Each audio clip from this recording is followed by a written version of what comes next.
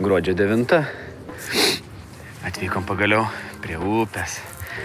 Karalių, žuvių pagaudyti.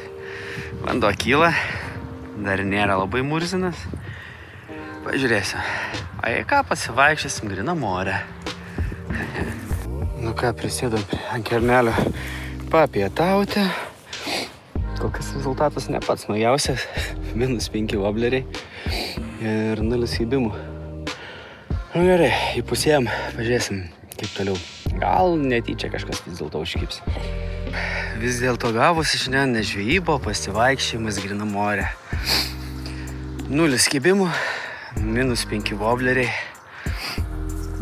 Nežinau. Oi, nueita daug kilometrų, daug metimų, bet nieko. Tai ką, sezonas dar tik prasideda. Pažiūrėsim kaip toliau bus. Tam kartui.